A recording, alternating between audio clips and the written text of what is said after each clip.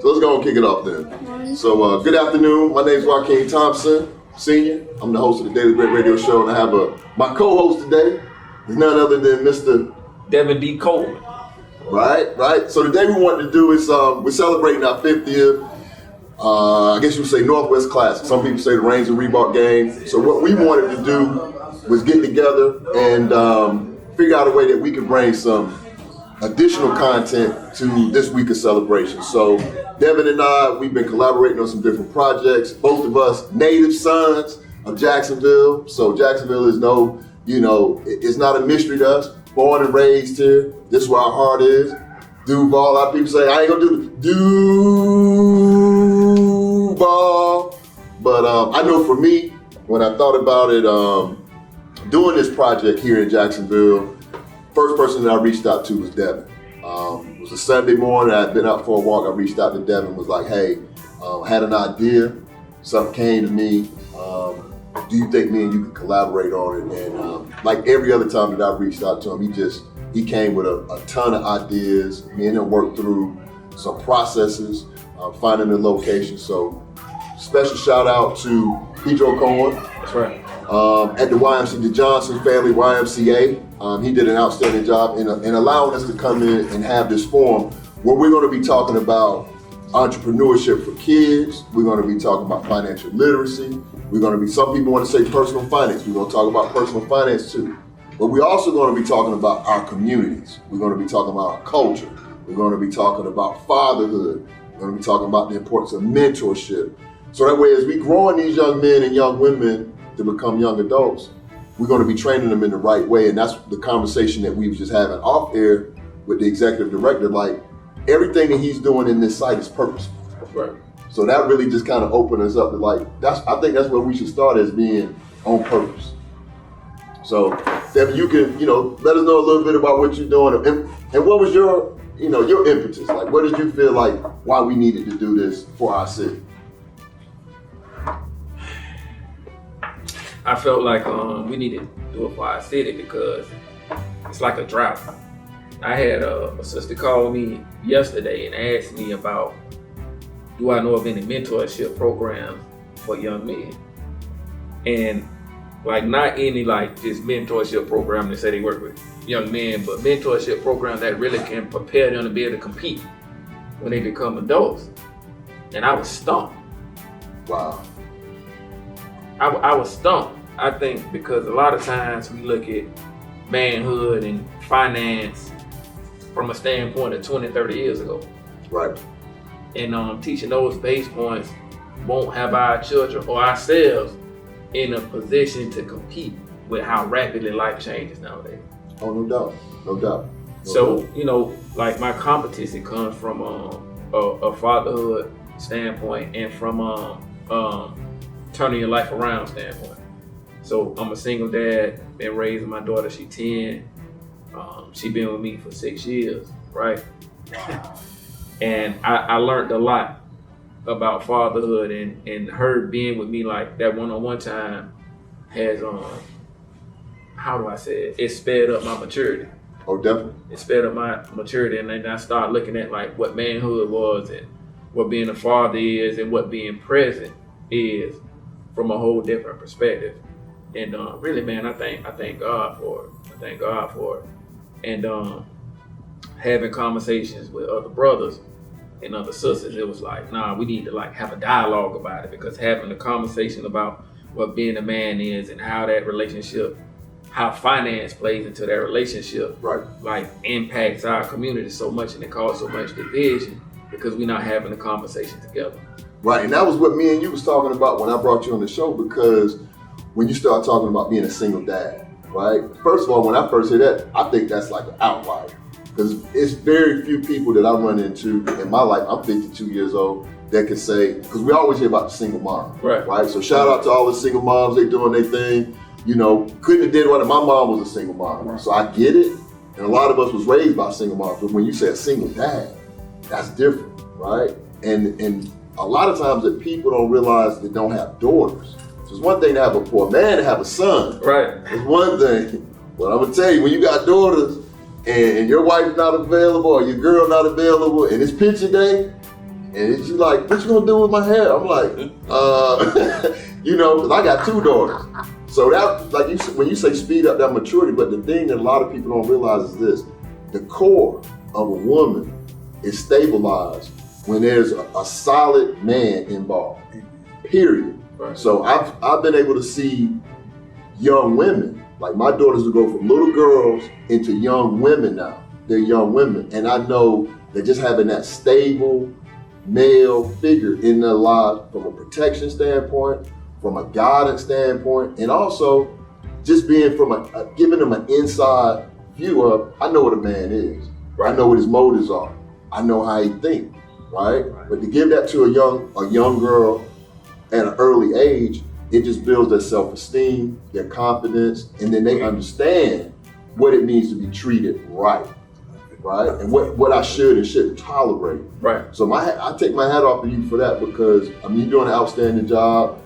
Devin's daughter's behind the camera. She's producing this show. She's running it. She's keeping us on time. So if you don't think it's she ain't shared a lot of work, but she said, hey, it's time, right? That's right. It's time. But then you brought up my favorite topic, which you already know is finance. I mean, personal finance. But when you and I was talking about Jacksonville, right? Mm-hmm. Again, man, I always think back to like when I was a kid and some of the, I would call them titans in business in Jacksonville, the Frank Hamptons, the Paynes, the Colemans, all these different, even Charlie Coleman. Now I got a beef. I'm not going to, I know we could edit what have you, but the reason I kind of landed on you can tell I'm kind of a little sore about Charlie Coleman, but it was a teachable moment.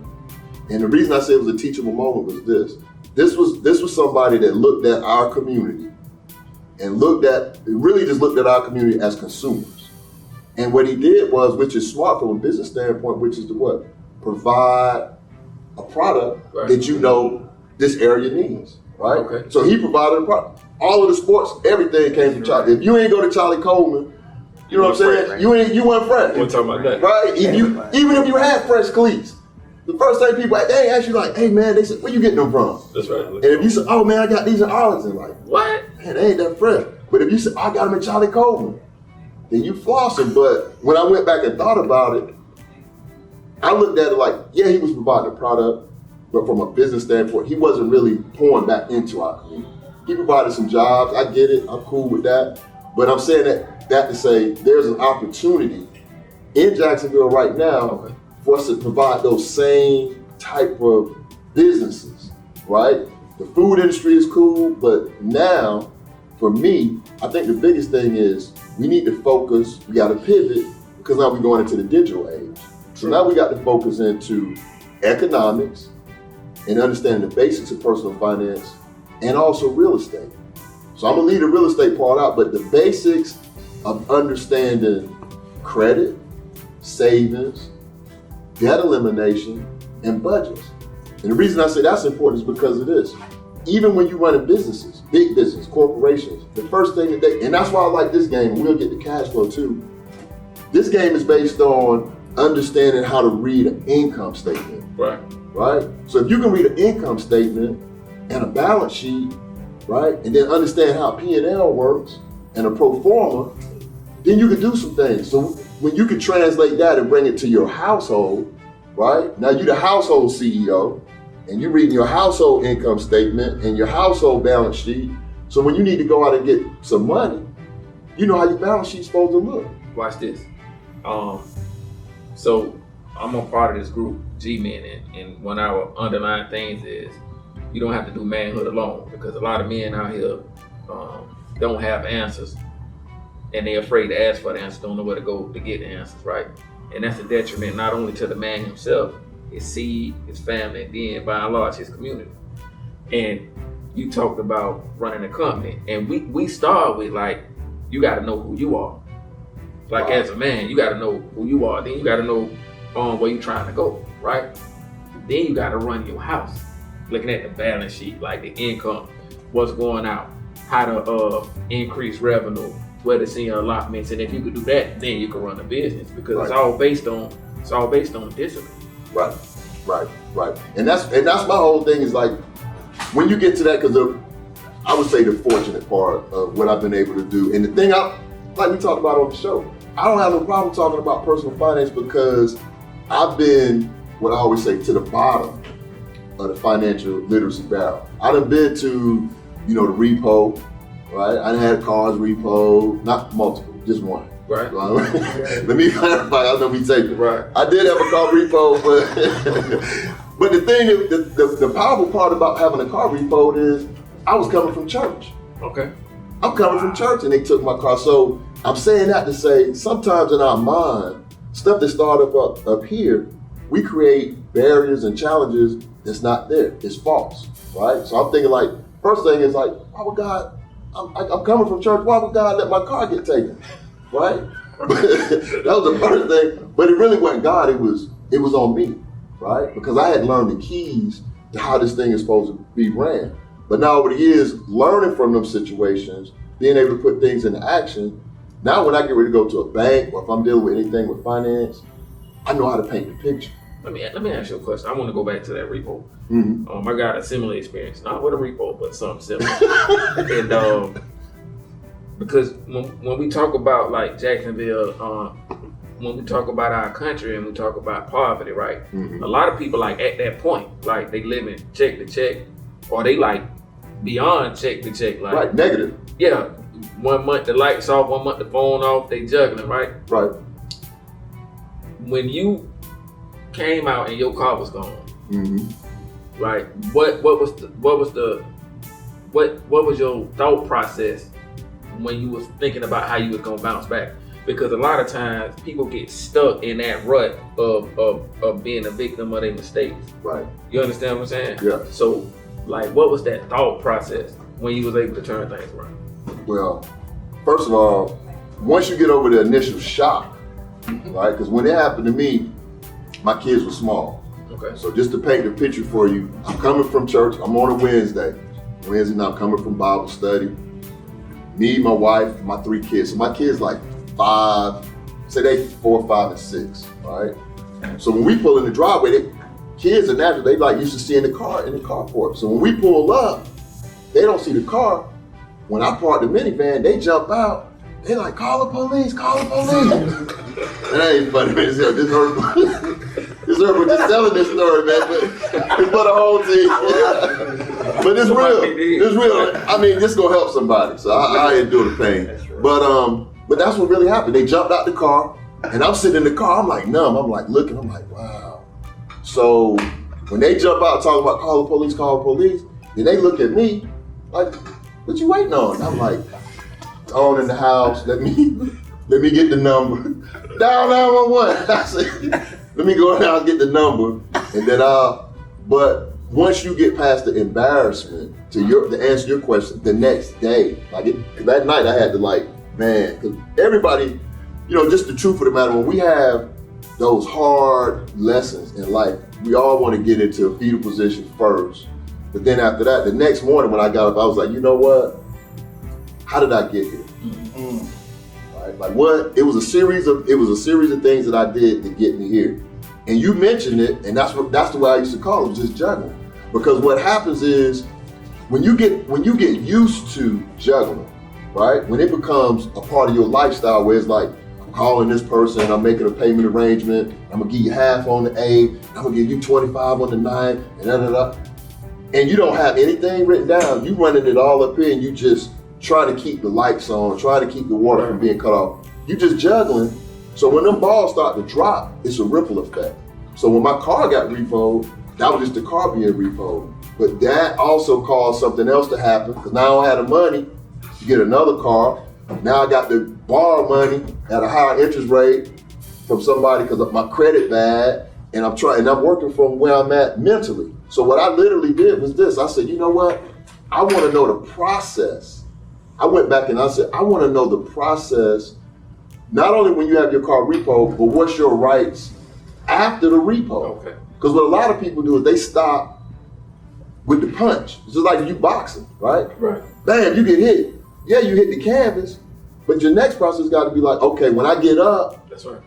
What's your next move? So with me, when I got up, I was like, it's something I did here. Then I found out rights that you have even after a repo, as far as what you're gonna be responsible for, getting the car back before it go to auction, if you're gonna have a liability, or you're gonna have a tax liability.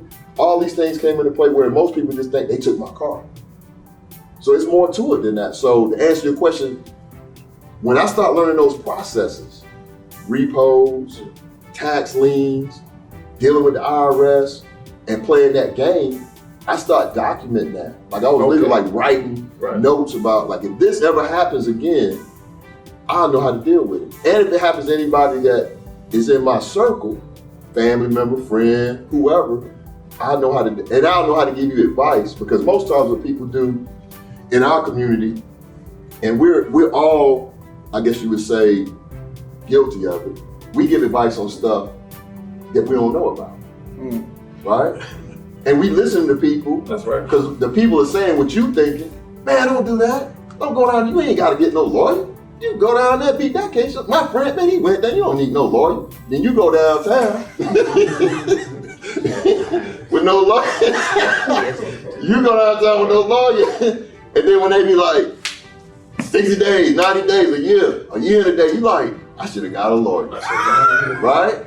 So it's the same thing with your money, but we have to learn those lessons and then teach our kids. So now that I'm older, like my grandson, I got an 8-year-old grandson, but my kids, I start teaching my kids this is what's gonna happen.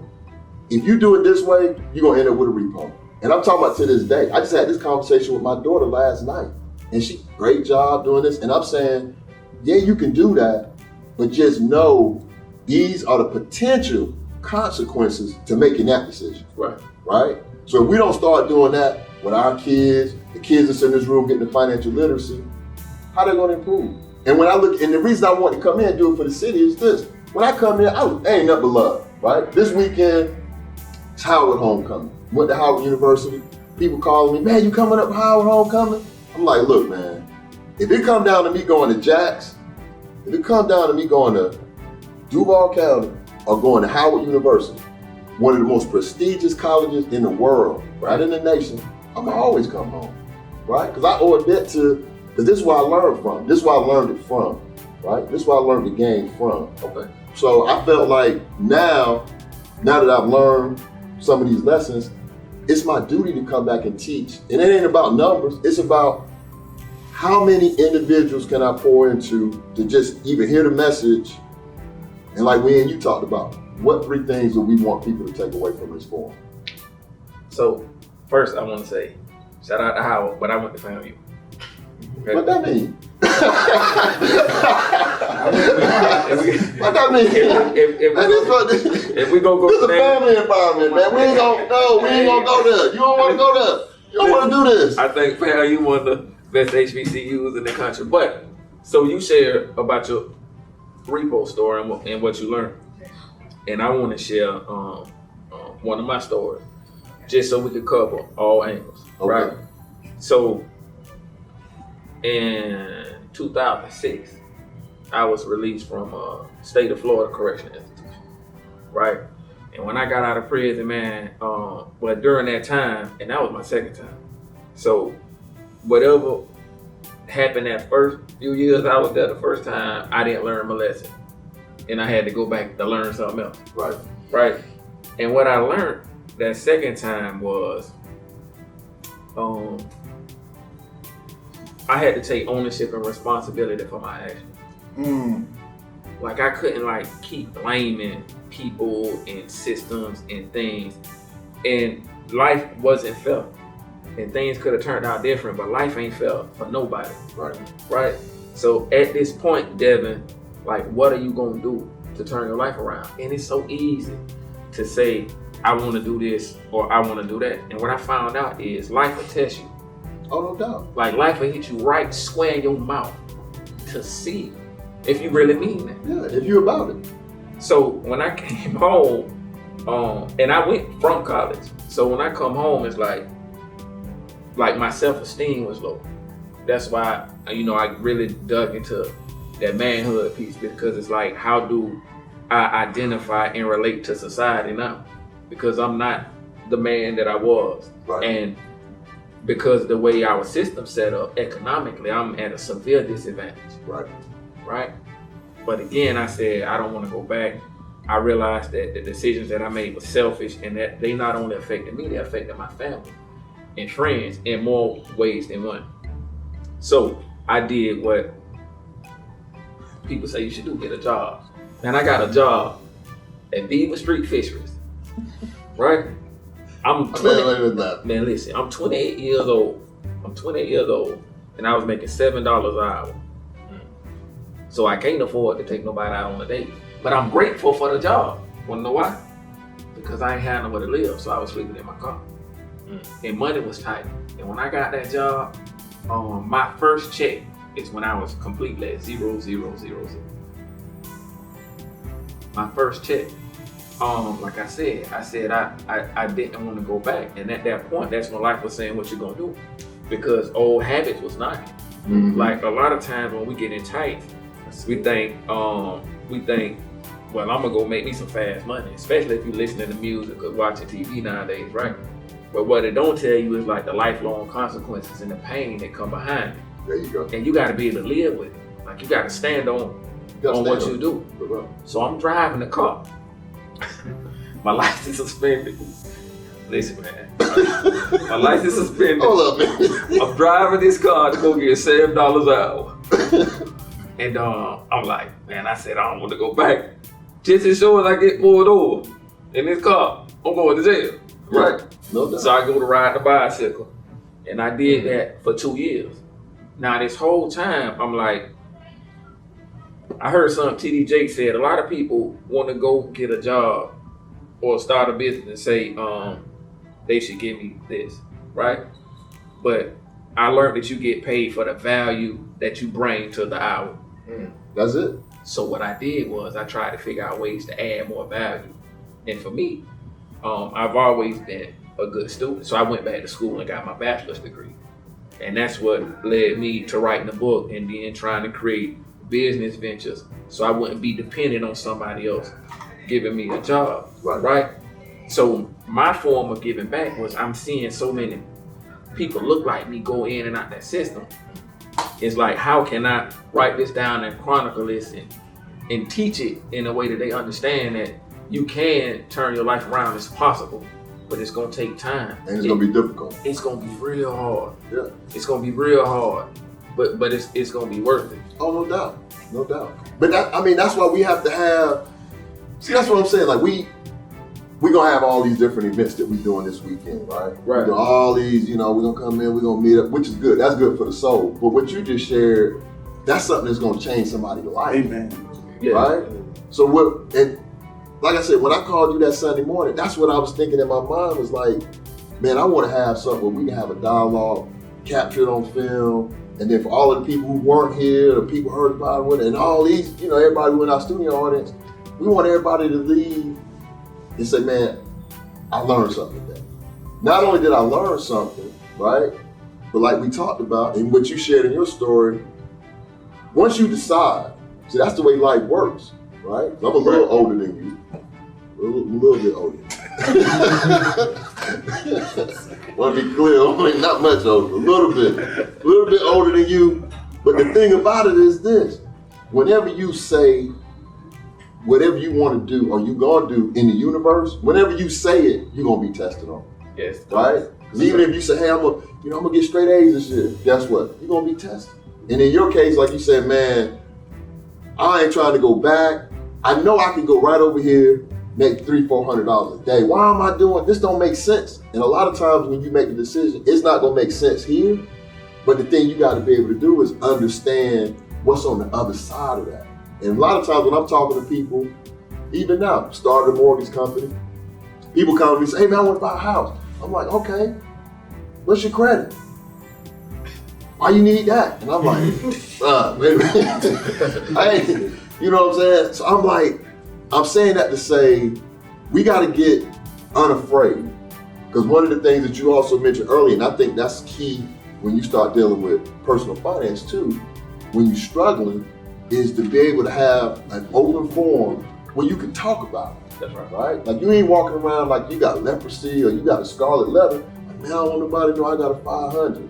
Or you trying to date, you talk to this young lady, she looking attractive, or you want to get serious and you thinking in the back of your mind, like, man, I got a 480 credit score. I hope she don't ask nothing about no credit, right? That's right. But people really, like, we laughing, but a lot of people are like guarding that so close. That's right. They don't want nobody to know that. When I'm saying, bruh, so what, you had a repo, bankruptcy, tax lien, your money thin, you juggling. Let's talk about it, right? And that's one of the things that I wanted people to leave this forum with today is like, whatever we talk about today in this hour of time that we have together, right? I want people to take some action. I want them to take some action. I want them to learn the language of personal finance, right? And I want you to start to reach out to people who are experts, who deal with this on a daily basis. Right. Right? Reach out to them. Don't be afraid, ashamed, what have you, and do your own research. Because if I say, hey man, go look up such and such, people pull their phone out. Nah, that ain't right. Mike Tyson was 21 when he won the championship. Like, okay, if you can look that up, just put in, how do I improve my credit score? Right? I love it. Like, while you're in the barbershop arguing, you say, oh, okay. How much do I need as a down payment on the house? What's the benefits of owning the house versus rent? Right? So these type of things we have access to, but then we got to break that barrier and say, hey man, it's a safe environment, right? Let's talk about it. Because ultimately, if you, and I always do this when I go anywhere and I speak, I always do this just to test the crowd out. So I'm gonna do it here, right? Dobre Utro. Dobre Utro. Anybody? Dobre Utro. Latin. Dobre Utro, right? Okay, I'm gonna give you an easy one, right? I'm gonna give you an easy one. Doshikwa. Doshikwa. Artist participation, is that Japanese? Is that Japanese? It sounds Japanese, right? True story. I was in Miami 2 weeks ago. Okay. Call the Uber, get in the car with the Uber, right? Me and my wife, we down there. Cousin he's having a surprise birthday party. We jump in the Uber, we all, you know how you get in the car, you all, So we get in the Uber, the guy look back, he said, hey, where are you going? I said, hey, we going to such and such. Oh, okay. All right, enjoy Miami. Yeah, we enjoy Miami. He said, I said, what's your name? He said, Dimitri. I said, oh, you from Russia? He said, yeah. I said, Dobre Utro. Wait, what you know about that? I was like, I'm a man of many languages, right? But I was joking with him. But Dobre Utro is use that as a metaphor, and you going into the bank, or you going to the mortgage company, and they talking another language, which is debt to income ratio, right? They talking about credit score. They talking about cash on cash return, right? And you sitting there looking like, I just want to buy a house, right? Once they figure out you don't know the language, then they gonna take from you. That's good. Right? They gonna not only gonna take from you, and see the way the financial game go, I don't just want you, I want you, her, and her unborn kids. Right? Because what you don't know, and she ends up not being taught, when she has kids, guess what? They gonna do what my grandfather said, you ain't gotta do that. Because you are influenced on these little people, right? But if you pivot a little bit and say, hey, I remember my car got repo coming from church. What's a repo? This is what a repo is, right? And we talking about this at 8, 9, 10 years old, or like the example I gave earlier with my grandson. When I remember being a kid getting a report card, people, what you want? Candy 50-cent piece. That was a big deal. What? You gonna get what? Matter of fact, I'm gonna give you 2 candy 50 cents. Right. Like, bro, I got $1? You know what I'm saying? But back then, that was a big thing. Right. So what I did with my grandson was like, okay, we're gonna switch it up just a little bit. Switch it, so now when you get a report card, I said, man, let me show you what stock. He said, I want some Pokemon cards. Right. I said, all right, man, we can get some Pokemon cards. And when we got to the register, I said, okay, here you go. You either buy these Pokemon cards here, this one pack, or you can buy some stock in Target. He said, what does that mean? I said, you can have ownership in this whole store, and every time a kid come through and buy some Pokemon cards, you'll get a little piece of it. He ate. He said, I want to do that. Right? Watch this. Last night, you know, my baby like shrimp Alfredo. So I'm in there whipping up some shrimp Alfredo. Right. And she come in that kitchen, get the little plates down, and like she say she gonna be the waiter. You gonna be the waiter. I say, you own the restaurant? She say, no. I say, well, you can't be the waiter.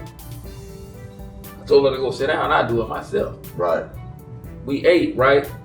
Then I doubled back with her and I sat on my lap and I said, baby, check this out. Ain't nothing wrong with being a waiter because a waiter serves, right? And if they do it right, it make you feel good about yourself. Right. I said, your great grandma made some sacrifices for your grandma. Your grandma made some sacrifices for me. And I'm making sacrifices for you. I want you to own the restaurant.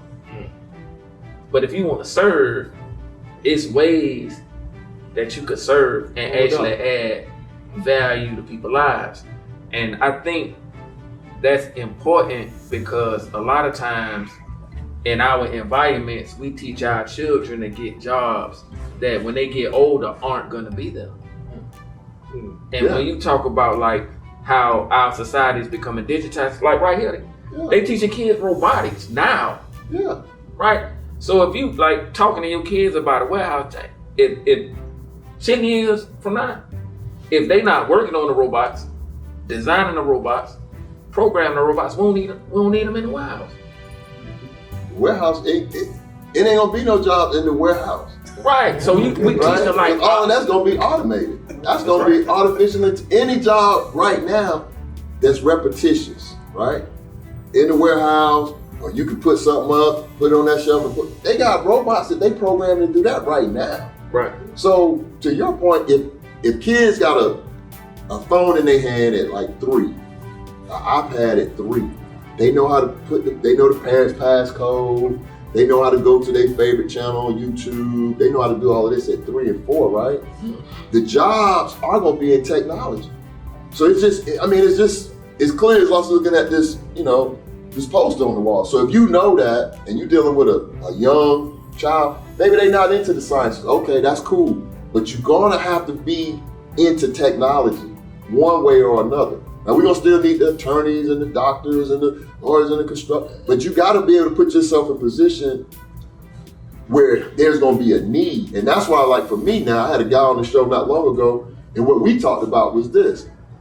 There's gonna be a shift between the number of people going to college, right, and the number of people that's starting to learn about the trades. Going back to what Booker T. Washington was saying, because he said, hey, you can go to college, right? But the need is gonna always be, everybody in here gonna need some plumbing. Everybody gonna need some HVAC. Everybody in here gonna need some electrical. So we getting back to the place where you're gonna need a skill, especially when all of this technology really kick in. It's gonna be less people to do these jobs. It's gonna be a robot running in and out these rooms. You want some water? They doing it now. Yeah. So if you already know this is coming, that's why I said it's imperative that we and all of us start thinking like that, because if not, 10 years gonna come, whether we want it to or not. So if we don't prepare for that in 10 years, then we're gonna be left behind. Because we're gonna still be doing this agricultural, chopping. I'm like, I get it. I'm like, I was educated, but like my grandson, I'm already like, bro, you're gonna need to know either some coding or you're gonna need to get excited. Yeah, right, because like I said, for me, during my transition, it was like very hard to get a job. So I had to look at ways to make money legitimate. So I used transferable skills to open up enterprises, right? But everybody, you don't have to be a business owner if you got a skill set or a knowledge base that somebody will pay you for. And that's like you say, you learn how to code, you build robots. Then you do the other things like purchase you some real estate or you invest some money, and that's how you build that moat around yourself and start building your family legacy. Yeah, because stuff like that, and see, even in that game, what they try to do, again, keep the language barrier in place. Right. As long as I keep the language barrier in place, I can keep everybody at bay, right? Because I can do all this different stuff and say it right in front of you, and if you don't understand the language, you just like, oh, okay, must be good. He sounds like he's saying something good, right? right? But I can do all that in the open. I ain't trying to hide nothing from you. Because I just talked to one of my cousins again when we was in Orlando. There's things going on in Jacksonville right now where discrimination, against the law, like we're not discriminating, but you're gonna need $10,000 to be in this club, right? And we need $10,000 every year. So you saying from an economic base, like, man, I ain't got no $10,000 to get in here. But here's the thing, what people don't realize. When you start spending that kind of money to be a part of something, you get exposed to things that other people don't get exposed to. That's right. Right? And I'm saying that to say, you can spend $10,000 and get into these different circles in Jacksonville, and instead of you having to go through the whole red tape, I got to do this to get along, you go in there and meet Bob, and I'm not telling you this, I'm not telling you something that's fictitious, I'm telling you fact. Something happened to me in Atlanta. Meet a guy, he's the banker, I'm buying this, we get to talking, he like the Braves. I'm like, oh, you do like the Braves? Okay, that's what's up. Man, why don't you go to the game on me? You go 2 tickets, you go see him, boo-doo-doo, boo-doo-woo, right? Right. But he in my cell phone. So now that I'm saying that to say we got to do more of that type of networking and get around people who can make it happen. And you ain't got to worry about the application. Because if you know him and you good with him, right? That's right. He just gonna say, hey man, call me, send me this, and I'll send it through. And it ain't got nothing to do with nothing. It ain't got nothing, I done seen it done. People saying, oh, you gonna need this appraisal. This dude did a modified appraisal on the house where they did an aerial view and said, oh, this is the value. He ain't come in and do all this and check the aerial view, wrote the whole thing up, sent it off. Got it approved, everything. But that's because of relationship. So sometimes we gotta think through, and even something as simple as your seats at the Jaguars, right? So people going to see the Jaguars, that's cool. But sometimes you might have to like, hey, you know what? I'm gonna put up a little bit more to sit down there. Because the people who sit down there, they doing different stuff. That's right. Than the people who sitting up there. And I'm saying it, and again, I feel fine saying that because I done been in both places. I done been up here, and somebody was like, man, it's gonna be X number of dollars to go down there. And I was like, I don't really got it, but let's go see, even if you just do it one season, let's go see what's happening. So what you just touched on, because I think what we doing right now is translating. Right.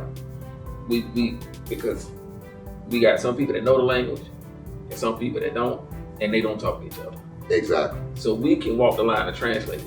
So you talking like exposure, and exposure is key. My man got me some tickets to and I got some club seats in the Jaguar game. Call me. Man, let me tell you something. So I know we taped it, but when we went up there, I got on the elevator, went up there. How you doing, sir, and all that. It was like, whoa. And I was exposed to first of all, the view of the game was different. And it made me view the game of life differently as well. That's what I was gonna tell you. That's the part that people miss. That's how life is. You can sit up there, and ain't nothing wrong with sitting up there. But when you come down here, and when God bring you from the third, like section 300, and bring you down to some club seats, and say, look, now you can see the game a whole lot different here, because right. I can see the players up close. And it's the same thing in life, and it's the same thing in personal finance. When you can get close enough to see what everybody's doing, then you can act and react a lot different. Because now I can see your hand. I can't see your hand from up there. I can just see the top of your head. But if I can get close enough to see, like, oh, that's what y'all doing? So y'all just taking this and put it over here and then let it sit there. So you saying you ain't make no more money. You just put it in this account, left it there for like 3 months. And then you just showing the bank these bank statements. Is that what you did? Pretty much, right? You're like, dang, I can do that. Right. And that's why I said it.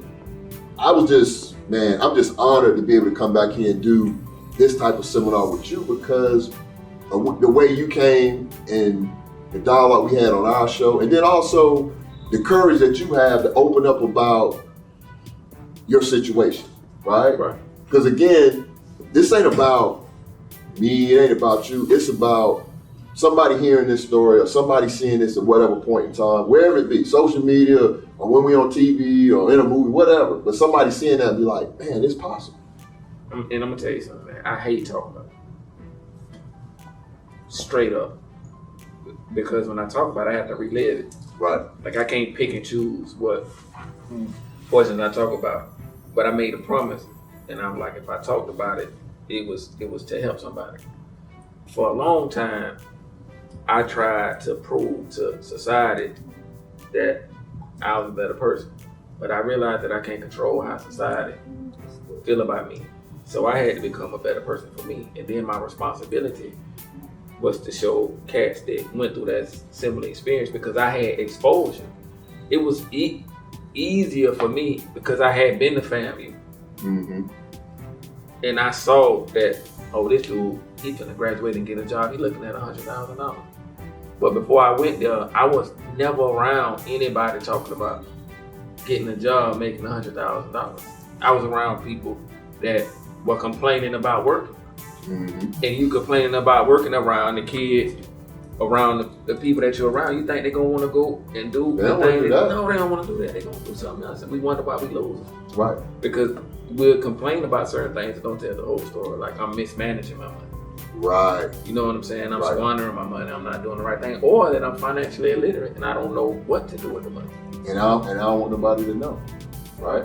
So that's why I say, you know, and I was reading parts of your book recently and just read some of the poems, you know, and one that really stuck out is like the poem, one of the first ones you wrote in the beginning of the book about walking in your shoes. Right. Right. And the way you broke it down, that's something that a lot of times people want to emulate or they think they want that. Right. Right? That they see like, oh man, he like he doing good, he got a good car, big house, this, that, and other. But behind them doors, it's some pain and suffering. Right. Because they struggling with trying to keep it going. Right? It's one thing, and old people used to say that how you get it is how you gonna keep it. That's right. Right? So a lot of times people are overextended even when they get it, right? Yeah, you're approved for a $500,000 house, but that don't mean you need to buy a $500,000 house. You just approved for it, right? But a lot of times people don't even want to buy, like they still be coming back, can I get $550? I'm like, bro, get the $250. I know I got this look, I don't say no names to protect the innocent. But my thing is when I'm working with my clients, I'm like, get the $250. But whatever price point you decide to buy at, make sure that you can still save. Right. Right? Because buying a house and not being able to save is counterintuitive. So what's the ratio between, you know, what a person bring in and what they should allot to housing expenses? The rule of thumb is like 30%.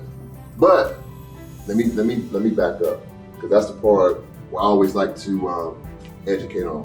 When we start talking about, see, the way, again, going back to the language, right? The way the financial world is set up is everything is based on gross, right? So they'll say 30% of your gross, or you need to pay, 40% of your gross. But your gross is not your money, right?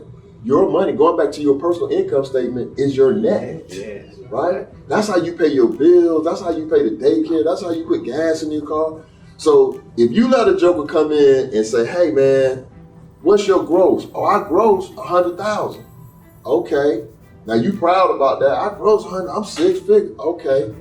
You're in a 32% tax bracket. So that's 32,000. Off rip. Off the beginning. So now you're down to 68. Now you got a bunch of, interest. Florida don't have state income tax, but Georgia does. So that's 6% more. So you take another 6,000 off of that. So now you're down to 62,000, right? Now, but your mortgage is calculated off of that 100. So when they calculate that 30% on 100, they saying, hey, you can afford 30,000, right? Your mortgage payments in a year shouldn't exceed $30,000. Right. Because that's 30%, right? On 100. But you got to be able to be savvy enough to say, nah, I got to calculate 30% on 62. That's right. Because that's the only thing that's coming through my hand, right? So a lot of times, and you can go, they do it on cars, they do it on mortgages, they do it when any application you fill out for any kind of financial product is based on your growth. So that means, based on them numbers you gave, that means just off jump, You behind. your housing expenses, you spending 50% of your income. And that ain't including like pop-up expenses, that big body bins you got that's $1,100 a month, $1,000 a year. You know, and the maintenance on that. Like, because a lot of times we go and buy things and don't think about what it take to maintain. Like, we'll get a brand new BMW, right? And when the man say it's gonna cost you like $1,500 for a light, you're like, what? Yeah, but that's what a BMW light costs. No, but then you'll see a person, and again, we ain't saying the names to protect the innocent, but you've seen it. That's why people laugh, because it's like, you got an expensive car, right? And the light out. So when I first see it, I'm like, oh, it's light out. Like, bro, you know your light out? Oh, yeah, I know. But then you see him, 2 or 3 months later at the bench fry, like, man, dog, your light's still out? Oh, man, that means that it's an expense. And that's something that people don't take into account. Right. But it's a way that you can buy things, right? And this is what I tell people is like, see, when you start dealing with money, you got to be on the offense. Because you're dealing with people that deal with money every day. It's like, I don't care what industry you're in, if you cook, if you're a chef and I come into a restaurant and that's what you do all day, you chopping and you cooking it, there's no way I can outcook you. True story. Right? So if you go into a car lot, like you wake up Saturday, man, the game at 2, I've been thinking about this car, I got a little bonus, I'm going out here and then I'm gonna get this car, right? You ain't got no household budget, you don't know your cash flow, you just know I want that car. When you walk onto the lot, they're gonna ask you 2 questions, right? It's just like Nipsey said in his song. What was the number? What's your name? Where you from? Right? That started off right there. What's your name? Where you from? That's gonna say everything, right? Got one of my frat brothers in the room. He know we do the same thing when we looking. Man, he got on some purple. We looking. Before you know it, where you from? I'm from. Who you know? Okay, then that's gonna take you a different route, right? Right. So the same thing when you go into a car lot. If you ever bought a car before, did they ever ask you how much do you want to spend? No. What did they ask you? What's the first question? Where you want your note to be? Where you want your car note to be? And then we ain't thought about, I want to keep it low. Around like $250. Okay. What kind of car you looking at? Because now you done told them what they can do. But what's the scenario? You see the car, you test drive it, you told him $250, he get you in, let me run your credit, he ran your credit, come back. So yeah, we got you good. But once they get you in that finance office, right? About 4 hours later, once you get in that finance office and they say, hey, look, man, we did all we can do. We did everything we can do, man. I call the RVP in Tennessee. I talked to everybody. Right. But because of your credit, it's gonna be a little higher. Oh, that was like $350. No, it's gonna be $450. Now, the way they switch it up is this. Now they gonna test you on your manhood. Trust me. Right? Because then the thing they gonna hit you with then is like, you say, man, I don't think I can do $450, man. Now you think about your wife, your old lady, like, I come on with this. They gonna go, Then he gonna say, you can do it, right? I thought you wanted to buy a car. And you sitting there in your mind, you letting another man, but what you start to realize is like, I didn't plan for this. So let's look at it a different way. Wait, let's stay on that $450, right? You gotta go home. So I know in the state of Florida, right, if you making payments on the car, you gotta have full coverage insurance. Yeah. That's another $250, $300 on top of that. Right, but you brought it wrong from the get-go. You already was wrong. You all the way left. The way you do it is, this is what you do. If you see a car, if you think about you want to buy a car, like, I want to buy this car, right? You got to have your stuff in order here so you can go to, and me personally, I like credit unions better than banks. Credit union, the reason I like the credit union is this, you can check the credit union. A lot of people don't realize that. When you become a member of a credit union, you are owner of the credit union, right? Right. And I'm not telling you something that I heard, I'm telling you fact. If the credit union turns your application down for whatever you apply for, right? You know you can appeal it, right? Sure can. Yeah, I didn't know it. I know. A lot of people don't know, I right? know, They yo. turned mine down. I was like, I need you to go back and look at that again. I done had this account 10 years, this one for 3 years, and all I'm asking for is this little bit of money. They came back, they was like, you right, approved. So, that's another story for another day. But when you buy a car, you go in, you get all of that. You get that certificate, you get that pre-approval from them first. Or you even go to the car lot. Put that pre-approval in your pocket, you walk out there, you know what your number is, right? Just like playing poker. You know your number, like my number, 28,000. So whatever you can work out, 28,000 and below, you already approved, you ain't gotta pull your credit, ain't no game. So then you go on, and all of us, a lot of us, I'm not gonna age all of us, but y'all remember Kung Fu? Remember Kung Fu used to come on with a Thursday night? Like, grab the pot, shh. Right. What would he do? He never told people how bad he was, right? He always played the role like, I don't know. They be like, oh, I don't think you got to do this. He'd be like, show me. How you do that? But he already know the game, right? He's a martial artist, right? So when you go in the car lot, you act the same way. It's like, man, I don't know. Like, what these cars? What? Oh, you driving? What? Right. And then he go into his spiel. You already know, like, man, I don't want to talk to you about. I don't want to talk about nothing. I already know my number. I'm already approved. Well, what can we do for this? Oh, I like that car. How much is that? Oh, that one's gonna be this. Because he's thinking in his mind, I can get you into it, but when we get you to the finance office, we can bump it up, and then we all gonna eat. So I let him go through the whole scenario. We get there, we get to the end. I said, what's the best price you give me? He give me that entry level price because he think he gonna get me over here. But I ain't tell him I got this with me, and I have it in my pocket. So when I get there, nothing goes, I say, hey, check this out.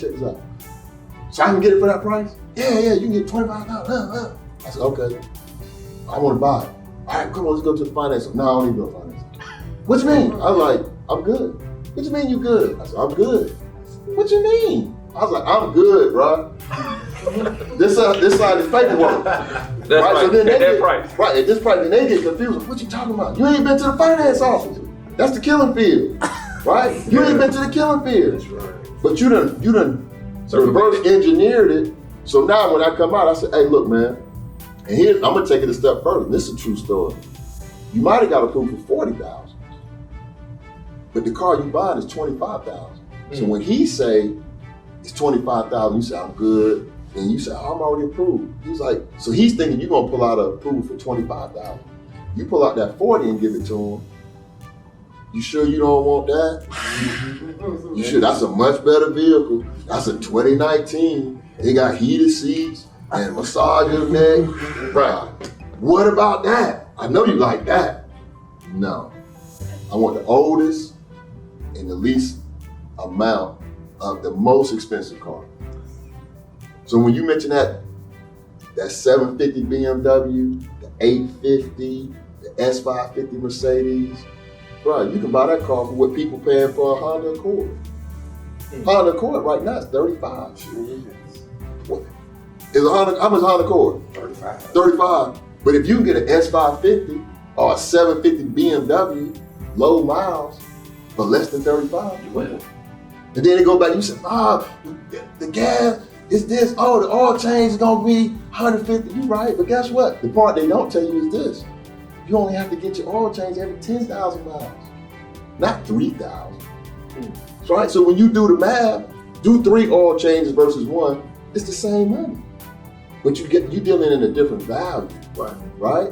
So that's what I try to do, especially for our people, man. It's like houses, cars, stuff these are things that most people gonna make decisions on that's gonna take 5, 7, 30 years to get rid of. Watch this though. So you see how you broke that example down? Yeah. And you broke it down. Wait, did y'all understand Yes, what he sir. was Oh, yeah. saying? They were shaking their head. They were like, It's so many of our people fall a victim to the killing field yeah, because they don't have access to the information. right. You brought out a key point when you said they gonna test your manhood, Oh, no doubt. and it circled back to when I was talking about, like, as a man, you got to know who you are, and you got to know like what you're going after. And then I think that's important for men like us who have life experience to create spaces where we can dialogue with the younger men so they don't make the same mistakes that we made. That's why we're doing this. Where did this come from? This wasn't, love Pete wrote it down. Love him. I ain't joking, I'm dead serious. I love him because he opened up his facility to us to have this dialogue, right? Right. But here's the thing though, and this, the people that's in this room, this is what it was supposed to be, right? This is the way God set it up to be like this. And see, many times in life, we want crowds, right? We want to be up on 30,000. It was this is the essence of it, right? And I'm saying that to say this. When we having these type of dialogues, I want you to take action. I want you to learn the language. I want you to leave here. I want you to reach out to somebody, either myself or an expert, and I want you to research it. That's just for this group. But if this group take those actions, we all take this to heart, right? People say, man, how was the thing? Bruh, change. I learned something I ain't know. Now I done gave out $5,000 or $10,000 worth of information just on buying a car. Just on buying anything. So if you put an application in on anything and they ask you for your income, that should be a bell, should go off right there and say, ding, ding, ding, ding, ding. Oh, I don't really make that, because that's my gross. But you got to take the time to go back and sit down and calculate your net. What's your net for your household? What's your net? Because everything that we do from a personal finance standpoint is based on cash flow. Right. Everything that we're doing is based on cash flow. When you can get to the point where you can get cash flow and you can paint that picture, it's over. I'm talking about it is over. Retirement is based on cash flow. Right. And how does retirement work? This is how, and even if I always ask people this question, and I'm gonna throw this out. How much do you need to be rich?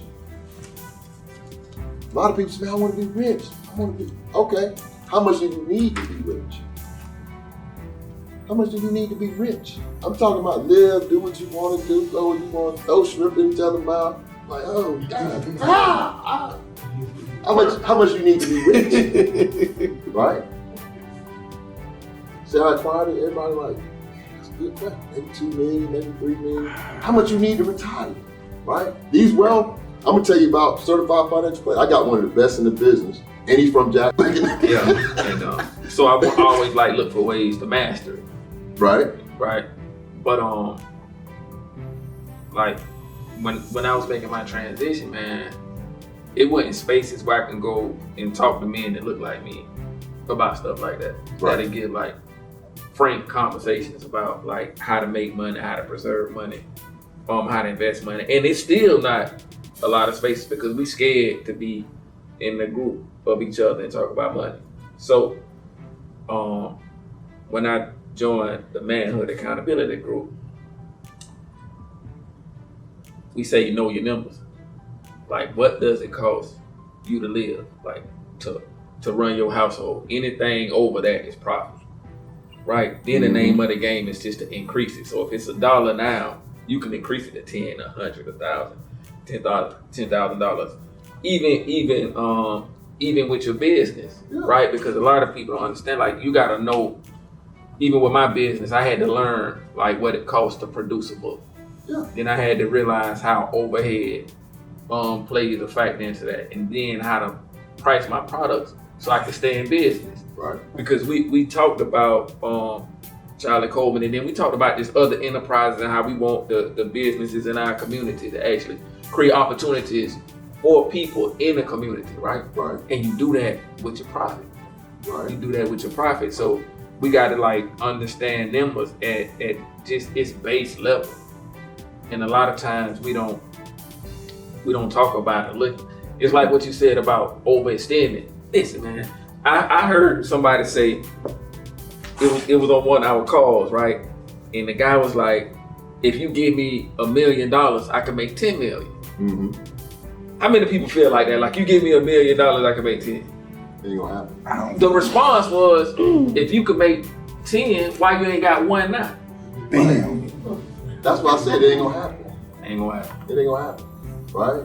That's why And see one thing about me, like I love to read, right? So that's why on the show every week we always do a book of the week.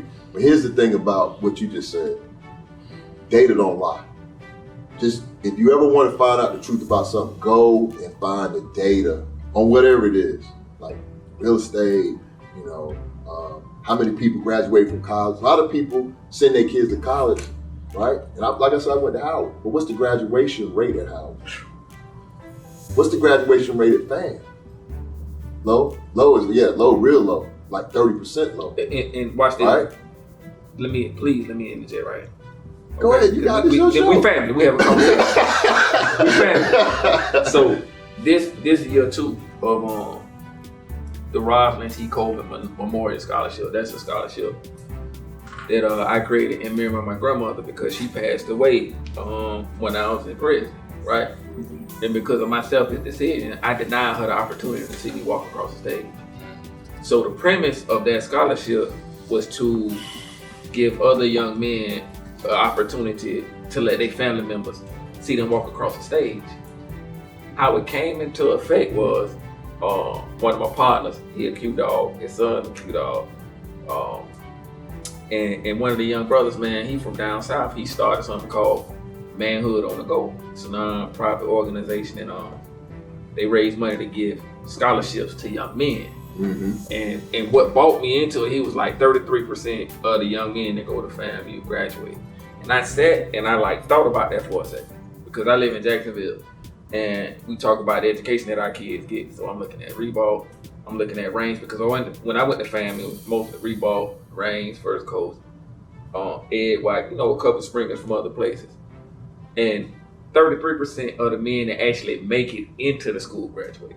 Yeah. So we ain't talking about the ones that don't even graduate from high school or the ones that don't think about going to college. I'm talking about the ones that actually make it with the intent of finishing school. Only 33% graduate. And then I thought about I'm raising a daughter and it's a certain standard of living I want her to have. Right. So I'm I need to do something for these young brothers so it'll be an eligible bachelor.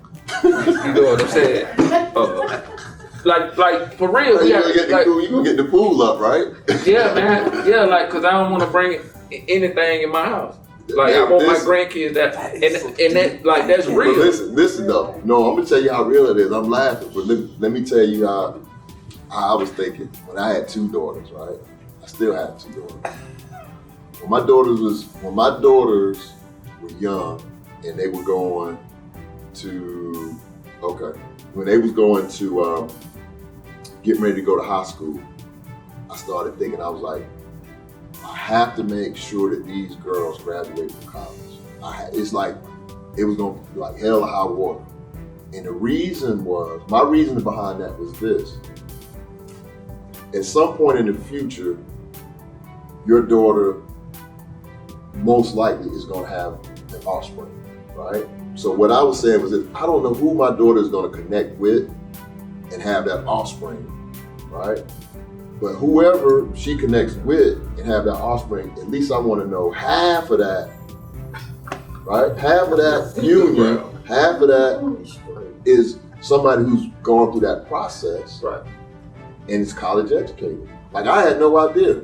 And then fast forward, your daughter most likely is going to have an offspring, right? So what I was saying was that I don't know who my daughter is going to connect with and have that offspring, right? But whoever she connects with and have that offspring, at least I want to know half of that, right? Half of that union, half of that is somebody who's gone through that process, right? And is college educated. I had no idea. And then fast forward, my oldest daughter, she got 2 kids, 2 beautiful kids, right? But I wanted to make sure that she got through. And the other part, that was one. The second one was this. I wanted to make sure she could stand on her own 2 feet. Right. Right? So ain't nobody gonna be holding her hostage, oh, you gotta do this, and you, nah, bruh.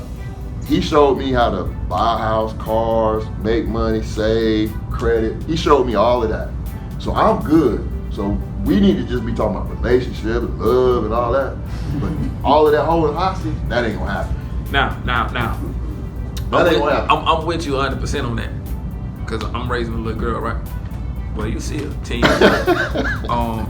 But, like, just thinking about that, that's what made me, so she have her friends, they come over, and I open the doors for them because I show them how they supposed to be treated. No doubt. One time, I raised my voice at her, right? And I said, I apologize. She was like, you ain't gotta say you sorry. I said, yes, I do. I apologize. I could have said that differently. You wanna know why? Because when she 25 and a young man raised her voice, his voice at her, I don't want her to think that that's love. You get me? Woo! Woo! But y'all can clap. They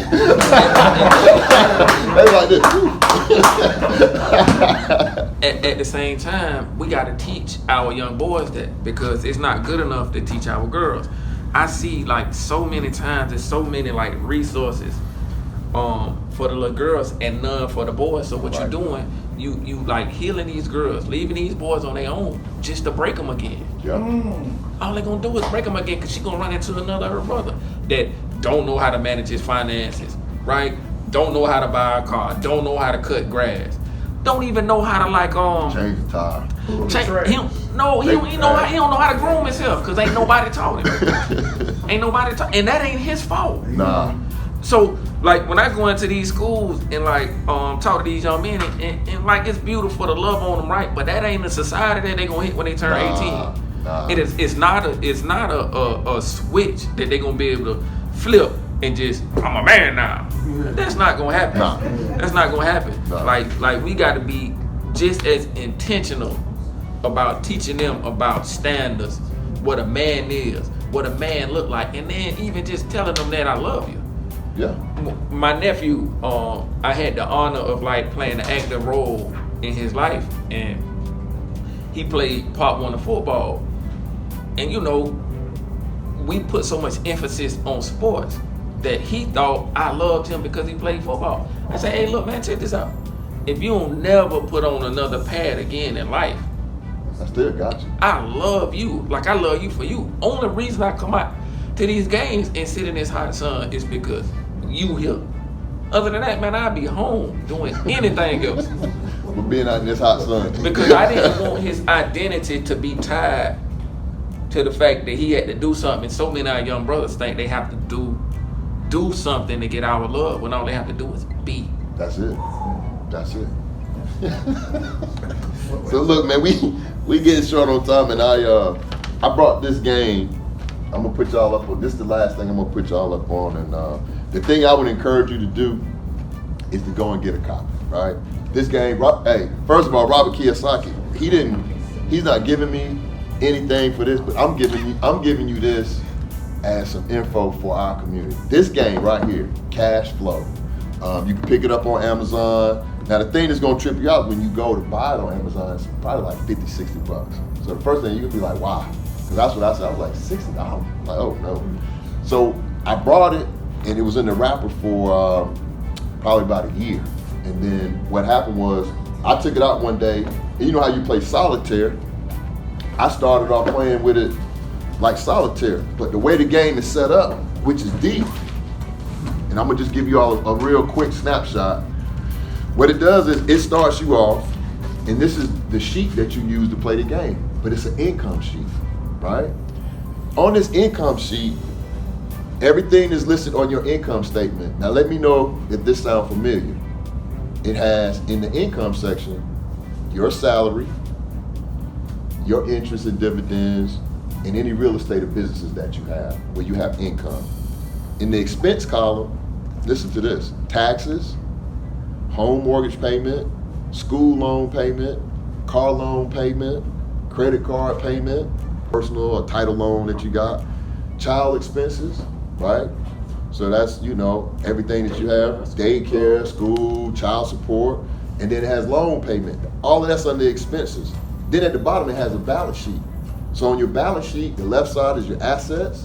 It says savings, you got stocks, CDs. It says the number of shares that you have and the cost per share. And then below that, on your asset column, it has real estate business, down payments, and the cost, what it costs you to get it. On the liability side of your balance sheet, It has your mortgage, your school loans, your car loans, your credit cards, retail debt, and then it has real estate and businesses. Now, when you move over, it talks about passive income. Now, I've talked about passive income, and a lot of times people thinking like, well, man, I don't have enough to, buy a house, right? A lot of people think buying a house and you get a rental tenant, that's passive income, which it is, but there's other ways to get passive income, right? You can do something, there's some other ways, we can talk off there because we're on camera, but it's other ways that you can get passive income, and what you have to do, this is your game of life. So whatever your expenses are per month, you put that number here, and you take your passive income, and you playing this game. So if you playing this game, now the funny thing, y'all gonna really love this, right? The funny thing about this game, the way that it's set up is, you start off, where did you start off at? Probably in the rat race. Probably, you start off in the rat race, right? So. What's the rat race? Okay, I'm gonna tell you. The rat race is what we do on a day-to-day basis. You start off in the rat race, but when you start off in the rat race, when you're in a rat race, you just get a paycheck, paycheck, paycheck. You had a baby. Doodads, that means you brought a boat that you didn't need, or you brought a jet ski. That's a doodad. Or a new iPhone. Or a new iPhone 11 that you don't need, but that's a doodad. And then they have opportunities, big and small, right? The opportunities, you play the card, you pick a card, and you choose. But how do you get out of the rat race? The way you get out of the rat race is you have to raise enough passive income that exceeds your expenses, and then that puts you outside of the rat race, puts you on what's called the fast track. Now when you get on the fast track, what's in the fast track?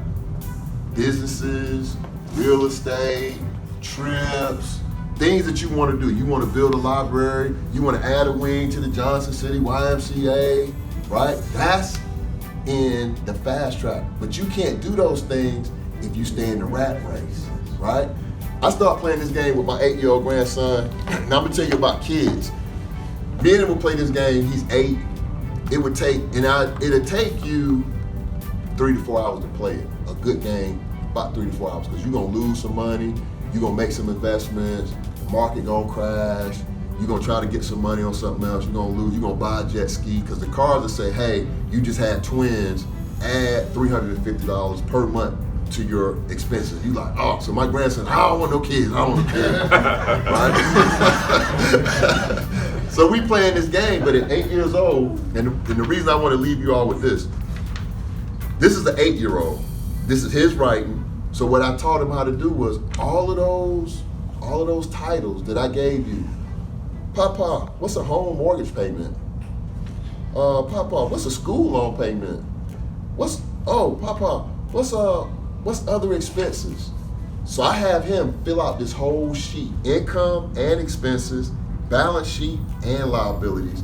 And when we start playing the game, when he buys a duplex, this is his right? That's right. I look like an 8-year-old, right? It says part-time company, $5,000. So it shows you how to buy part-time companies, full-time companies, how you can buy grocery stores, you can buy laundromats. But when you get out the rat race, you get to flip it over and you go into the fast track. When you get into the fast track, the object of the fast track is for you to multiply whatever your passive income was to get out of the rat race by 10%. Like whoever does it 10% first, it's only 2 ways to win the game. You multiply your cash flow by 10 times, a multiple of 10. So if you came out at 3,000, you got to be at 30,000 of passive income per month. Or the other way that you win is you land on your dream spot. You land on your dream, and your dream might be, I'm going to go on a safari in Africa. I'm going to build, a library for kids. So playing this game, I started playing it by myself with my wife. Sometimes my grandson wouldn't be there. I would play it by myself. Take the sheet out, set it up, play along. But this is what it did for me. Eliminated, and I know this is on, we taping, eliminated in the last 2 years, probably close to like $50,000 or $60,000 worth of debt. Easily. Put me in a position where right now, me and one of my business partners, working on 2 commercial real estate projects. One, personal care home, the other one, we're working on an apartment building. Now, I'm not saying that, sharing that with you all to be like, oh man, it ain't about that. But what it showed me was this.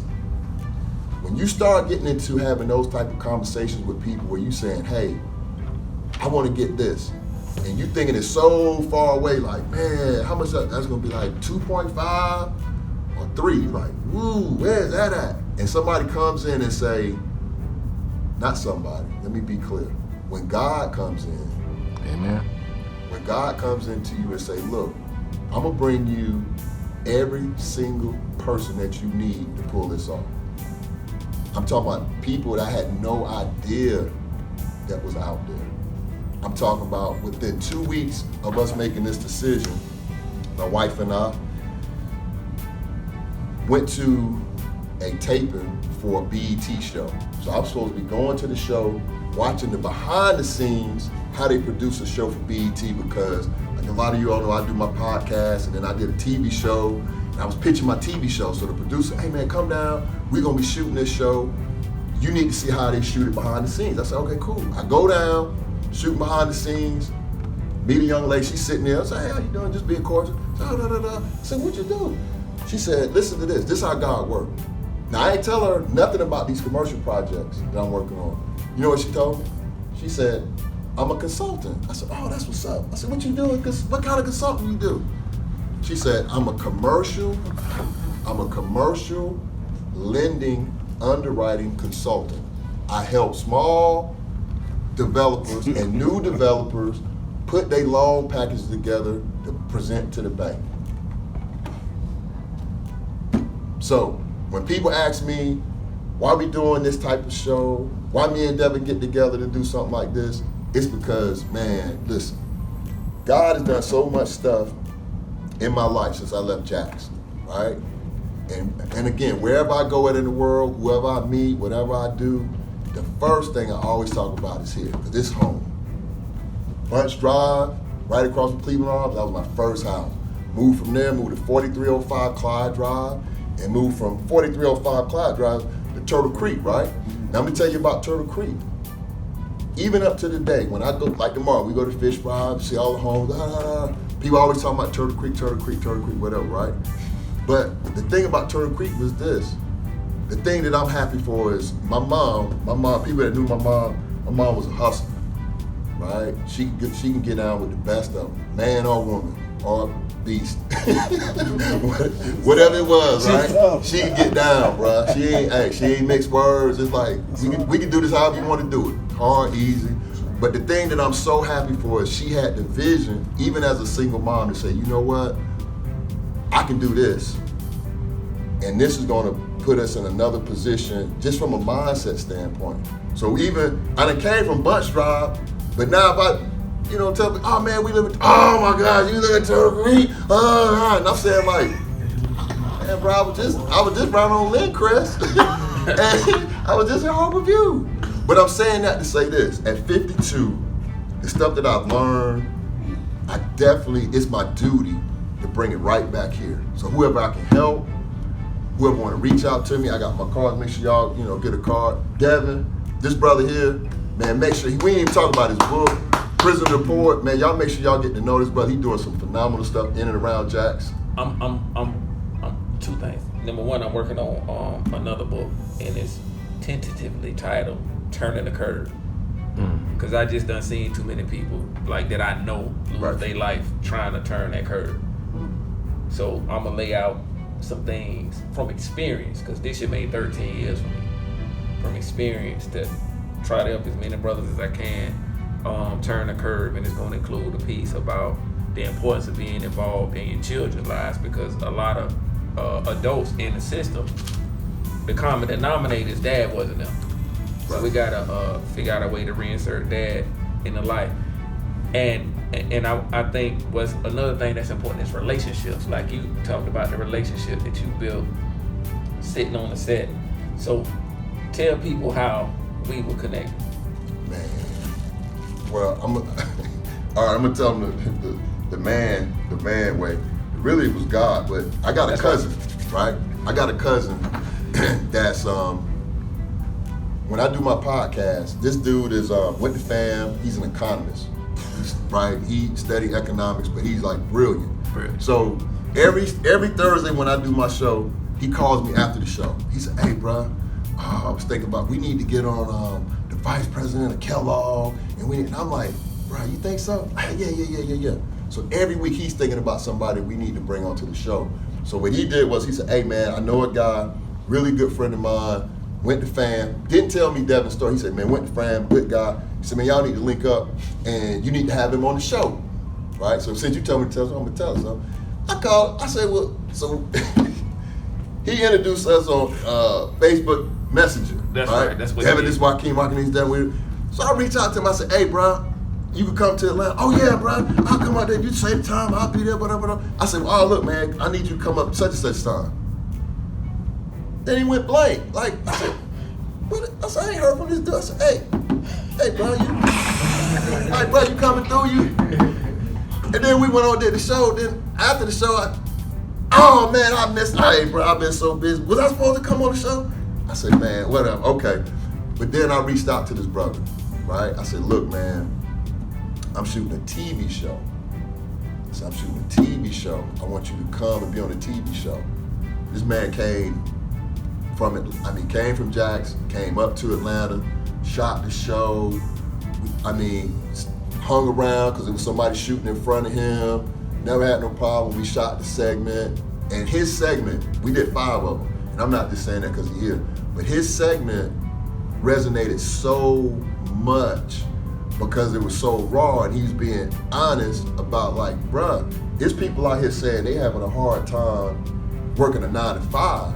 He said, bruh, think about coming out of prison and trying to get back on your feet and being willing to just do whatever it takes to make that happen. And me and him, we shot that, and after that, man, we chopped it up. And then he said, and I looked at it in his book when I was riding down here today reading it, in his book that he wrote to me, he said, hey, bruh, anything you need, anything that I can help you with, just call me. And that's how we ended up here, right? That's how I met this brother. But can I pull something out of that? Go ahead, man, it's your show. So watch this, because the way our society set up, everybody knows somebody that been through that system, and a lot of times people give up on it, right?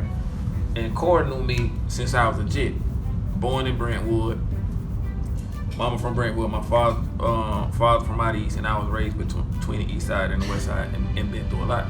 But he knew who I was on the inside, and despite what I went through, he never gave up on me. Never gave me a handout, but he gave me a hand up. And like, we need to consciously think about that when we looking at our brothers and our sisters in the struggle that they're going through, because it's only a moment in time. That's it. You see what I'm saying? And instead of like looking for this entity or that entity to breathe life in this situation, we can do it. No doubt. And because of my integrity, I couldn't make his name bad. You understand what I'm saying? Oh, so sure. the opportunities are multiplied. Then God said, okay, I can trust you with opportunity now. So when you say come to Atlanta, I'm on the way. And that was scary. And a lot of times we be in so much bondage, right? We be afraid to try something new. And I figure like, what I'm doing, I ain't working, right? So let me go ahead and try something new and see something new. And I jumped on the road, and I didn't regret it. And that just applied to so many other areas of our lives. Like, why are we doing, like, staying in a rat race? Yep. Do your research. So it's not so much as a chance, it's a calculated risk. That's it. And it might just change your life. Yeah, it might just pop off. So we're gonna be respectful of Pedro's time, man. Want to thank Devin for coming out. Want to thank all y'all. Give yourself a hand.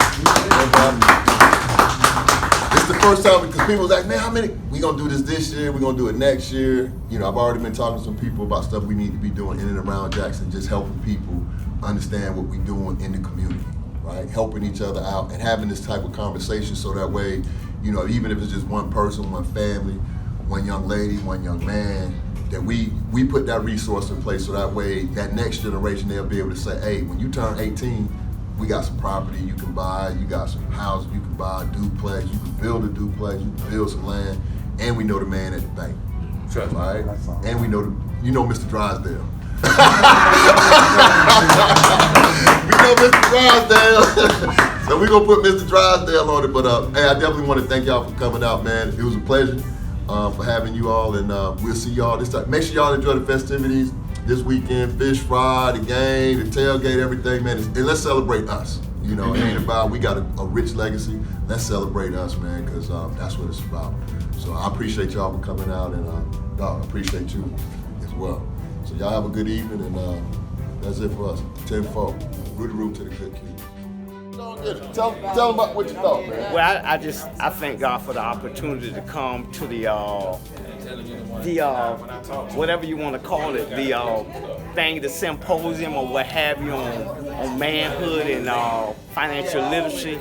There was a lot of knowledge drop. I use slang terminologies. They were like the professor at the college because they dropped knowledge. But it was real good up in here. It was very lighthearted. The only thing I wish that more could have partake. I mean, the sky's the limit for these guys. They bring it on a level where you can chew it, and that's one thing I say. Anytime you give me information, don't talk over my head, but talk where I can receive what you're saying. But hats off, salute. I call him Dr. Joaquin Thompson. Dr. Devin, Coleman, they did a great job today, and I'm looking forward to seeing them doing many more projects. Salute.